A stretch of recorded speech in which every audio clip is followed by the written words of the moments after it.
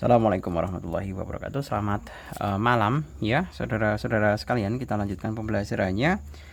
Masih ke bab kedua, namun kita akan lanjut ke bagian C, yaitu menilai akurasi kritik sosial yang disampaikan dengan membandingkan beberapa isi teks. Nah, dalam konteks membandingkan informasi untuk mengungkapkan gagasan dan perasaan, tentunya ada berbagai macam jenisnya. Nah, di sini diulas mengenai jenis gagasan dan perasaan itu berupa simpati, peduli, empati, dan atau pendapat pro atau kontra dari teks visual yang dicermati atau yang diberikan. Nah, kita mulai terlebih dahulu mengenai definisinya masing-masing. Mengenai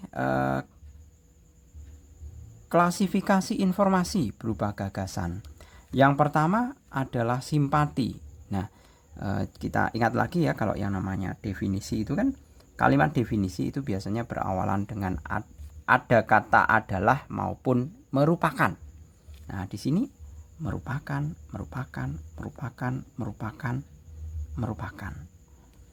Nah, ini merupakan kalimat definisi keseluruhan 1 sampai dengan 5.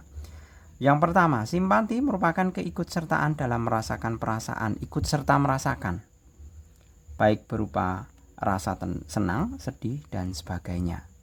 Nah, contohnya adalah saat bela sungkawa. Kemudian empati merupakan keadaan mental seseorang yang melibatkan dirinya sama-sama merasakan sesuatu yang dialami orang lain. Nah, misalnya pada saat kita memberikan ucapan selamat kepada teman kita yang menjuarai sebuah kejuaraan. Nah, itu adalah empati.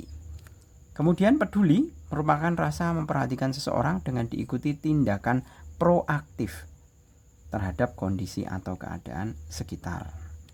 Jadi misalkan teman kita sakit, kemudian kita jenguk. Nah, itu merupakan contoh informasi gagasan yang bersifat peduli. Kemudian kalau pro merupakan sikap seseorang yang setuju, sedangkan kontra adalah yang tidak setuju.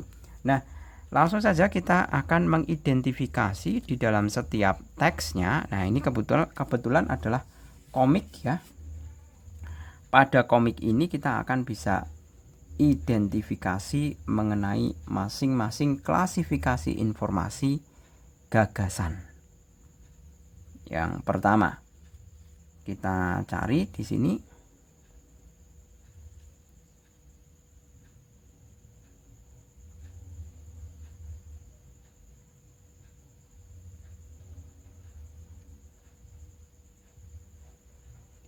pasien diberi terapi obat-obatan karena kondisi kecanduan ini menyebabkan gangguan saraf. Nah, ini adalah peduli.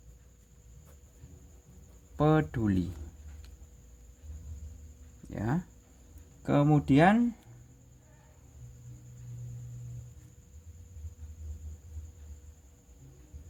kecanduan ponsel mengganggu kualitas tidur dan konsentrasi di dunia nyata. Game dan medsos dituding sebagai penyebab. Nah, ini adalah empati.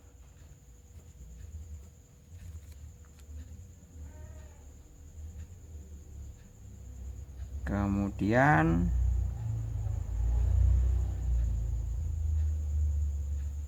memang kalau ponsel nyala terus kamu bisa angkat. Nah, ini adalah pro atau kontra.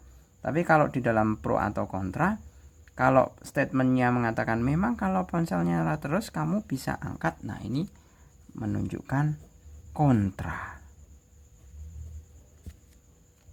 Nah, kemudian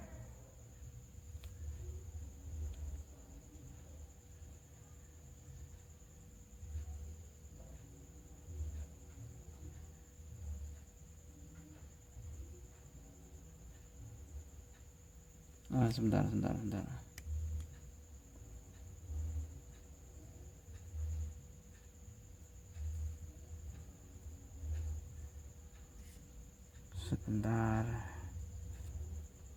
Ini peduli udah benar ya. Kecanduan ponsel dituding sebagai penyebabnya. Oh, sorry. Pak Jul salah ini. Ini bukan empati ini. Ini adalah simpati. Ya. Simpati. Simpati ini ya.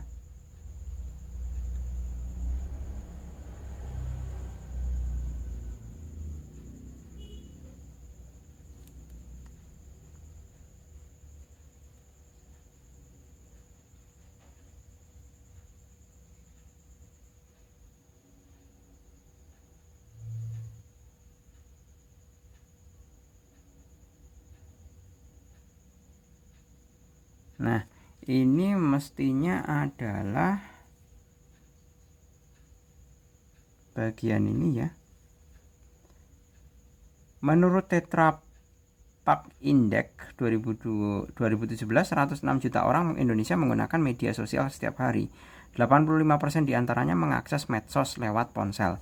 Raksasa medsos seperti Facebook, Twitter, dan YouTube pun telah membuat fitur untuk mencegah pengguna terlalu lama memakai medsos. Nah, ini kita bisa mengatakan bahwa fitur yang menarik yang ada di ponsel membuat kita menggunakan tanpa henti. Nah, ini merupakan empati. Ya. Empati. Kalian bisa mengubah kalimatnya ya di sini.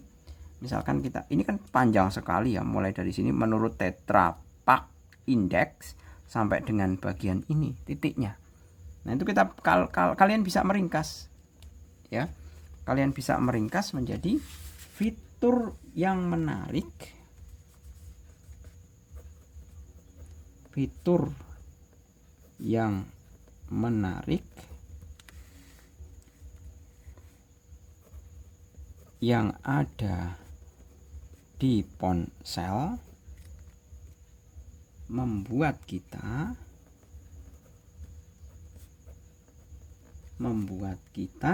menggunakannya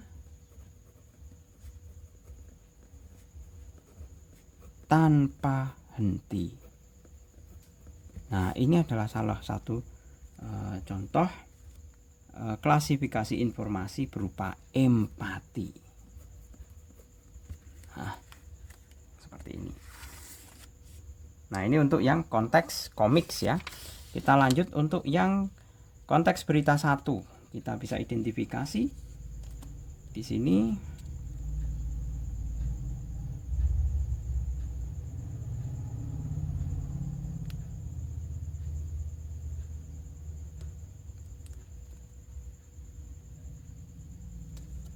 Nah, di sini ada kalimat kebanyakan pasien tersebut kecanduan game ekstrim. Ini merupakan kalimat klasifikasi simpati. Kemudian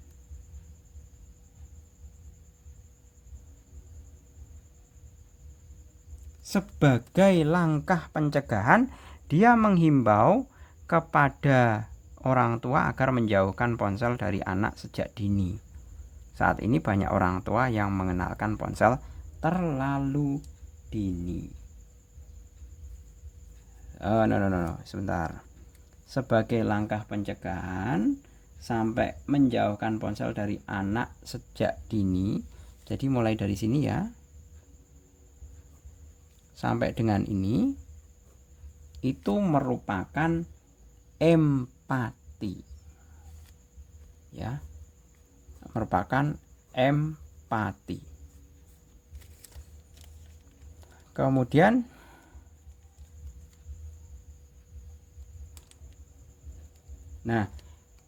mengenai kepeduliannya, penanganan pasien kecanduan ponsel ini dilakukan sesuai dengan gejalanya.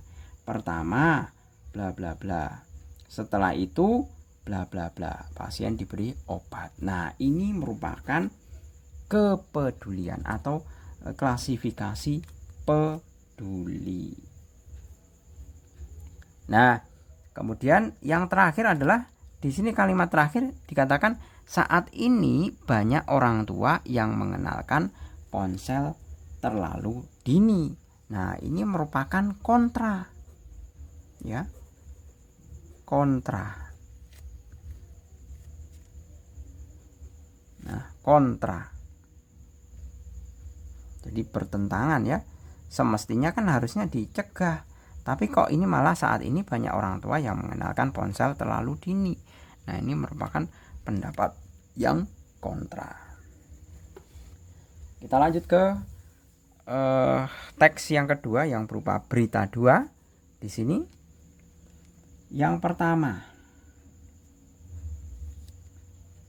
kita bisa cari dulu ya.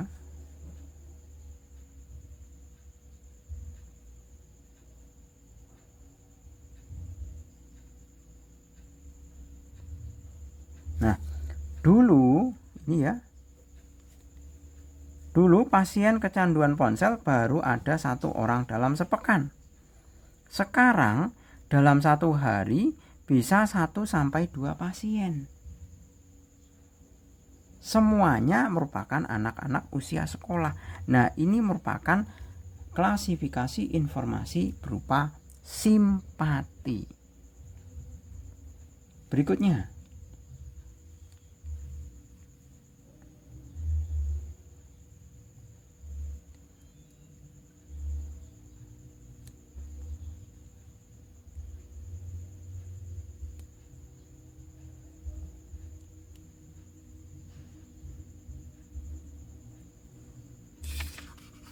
oh ternyata masih banyak ya.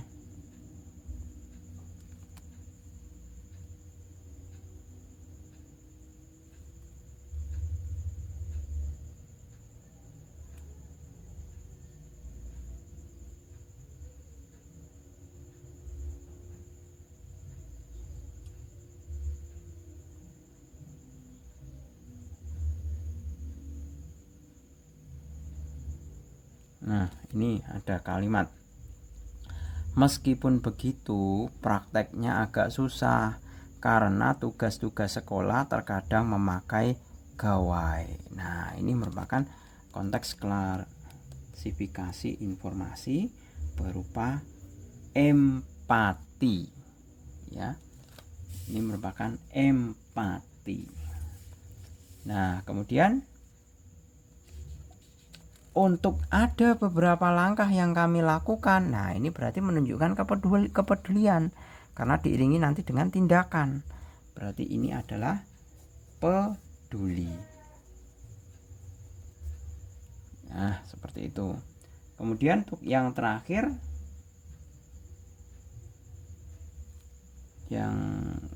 adalah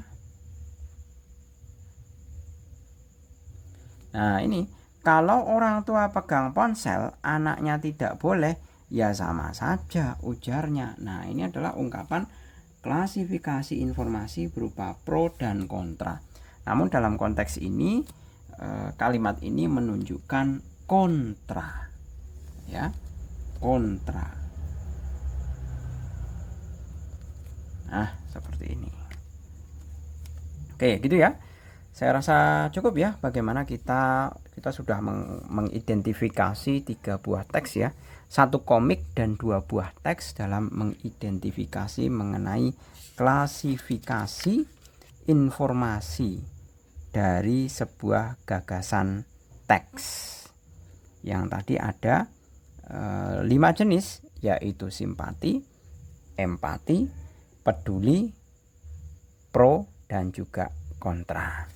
Oke, gitu. Saya rasa cukup. Semoga bermanfaat. Terima kasih. Selamat malam. Assalamualaikum warahmatullahi wabarakatuh.